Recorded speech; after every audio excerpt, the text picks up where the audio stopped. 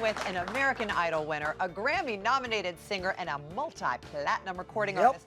Oh, yeah, and she's also a Broadway star and a busy mom. Woo, I'm tired just saying that. Earlier, she was hanging out with us in the kitchen, making her grandma's delicious rhubarb pie. And right now, she's hanging out with us on the couch, ready to answer our questions. Welcome back, Jordin Sparks. Thank you. Welcome back, Jordin. Nice to have you. Thanks for sticking around. So let's talk about your past for a little bit. Sure. I mean, you were just a baby when we all fell in love with you on American Idol. You started at 16 years old. You eventually won the contest at 17, being the youngest American Idol winner ever. And now here you are, all these years later, with your own baby. I know, it's so crazy. Isn't that one Oh, look at that shot. How has becoming a mother changed your perspective on life? It's been really amazing, actually. I know, look at him, I can't even take it. He is so much fun right now because he's into everything. He's discovering the world. So we take for granted that, like, we know that that's a pot with flowers in it, but he doesn't know. So he's touching everything, and sometimes it gets to be a little overwhelming, but it's really fun to see him grow. And as far as my perspective, I mean, everything changed the instant he was in our arms. Like, it was like, okay, it's not about us anymore. It's whatever we do, we always have him in mind, and he's just the greatest. Isn't that the most incredible So thing? true. In an instant, Just like all your priorities change just like that. Yeah. It's nice to be reminded. It's been a while for me myself, but we know that speaking of music, of course, your family has influenced your music quite a bit through the years. Absolutely. And speaking of DJ, Yes. the little cutie, he's actually helping you out a little bit. I hear in the studio. He lives up to his name. Yeah, yes. that's right. That's right. He's actually been with me in the studio since he was in my belly, but I've been bringing him to the studio and showing him what everything is. And look at him. He goes to the beat. He likes to beatbox. He likes to have so much fun. He's just the greatest to have around. But now we can't bring him too much. Like I said, he's touching everything. There's too many wires and things for him to pull. So we do bring him every once in a while. Oh, I need you to put him on an album. I've recorded some of his little, like, mama and his little babbles. It's just so cute. Oh, and you It's have so to put it precious. in there under the track somewhere. That I'm is gonna too try. cute. I'm definitely gonna try. Oh, Jordin, that's adorable. You're very close to your family. Yes, You've always absolutely. been a real family-oriented kind of girl, and I know this past year has been really difficult for you all. Yeah. Tell us what happened. So there's actually been a lot. So in the last year and a half, my stepsister, Brianna, passed away from sickle cell disease about a year and a half ago. And actually this year, my grandpa and my stepdad, within a couple of months, both passed away. So it's been pretty heavy year for all of us. But we know where they're at, so we're good. We have hope that we'll see them again. But with Brianna, I was really inspired by her to see how she dealt with going through sickle cell disease. So sickle cell is something that you're born with. It's hereditary. You can't acquire it or catch it.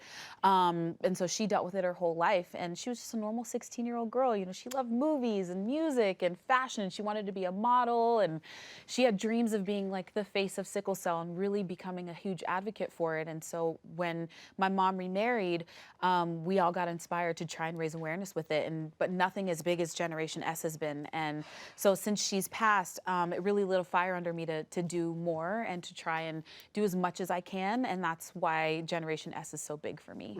So Let's talk a little bit more about that, because I know it's so great that you're using your platform for Generation S. Tell us about it. So what we did last year in September, so September is Sickle Cell Awareness Month, we launched this program called Join Gen S, and it was encouraging people to share their stories, whether they actually had sickle cell or they were a caretaker, family member, or a friend of those that have it, to share their experience. And throughout that, and this past year, we narrowed it down to 5 people. And now this September, we have a PSA with 5 of the storytellers and myself that are sharing their experience and what it was like. Wow. And it's really important, I think, for 2 reasons. One, for people who don't know what sickle cell disease is, to open that dialogue and have that conversation and get that started. And also for those that do have it, to feel like they're not alone, to feel like they're not so isolated, because sometimes they can feel that way because you can't tell that somebody has sickle cell disease just by looking at them. Right. And how do you measure pain? You can't really measure somebody else's pain. So it's really great to have this dialogue open and to be able to spread this awareness. So I really appreciate your guys' time to allow me to be good at Absolutely. it. That's what this show is all about. That is more important than any of the other stuff we do. That stuff and helping others is really what we are all about here, and clearly you and your family is. Yeah, definitely. And we've said it before, and we'll say it again, to see somebody, a celebrity, use their platform in such a positive way, it's what it's all about. So good for you to Your do sister that. is so proud. Keep doing the great work. Thank you. That's what I hope, for sure. All right, well, just shift shifting gears here a little bit. Yes. I know earlier we spoke about Jenna in Waitress, Yes. your big Broadway Yes. show. You're starring in Waitress, and this is a role that you really felt connected to on some level. Tell us about that. I did. You know, I have an amazing husband. He's so great. But prior to meeting my amazing husband, I had a couple of I had a relationship that wasn't so great, and so in that way, I relate to how Jenna felt in those instances. Some of the scenes I was watching when I was sitting in the audience, I was like, wow, I really relate to what's going on here. And then obviously she has, you know, she's pregnant, and then she has the baby, and in an instant everything changes when she sees the child, and she goes from being really apprehensive about bringing a child into the world to just like, okay, that's it. Everything is about this baby, and that's what it is.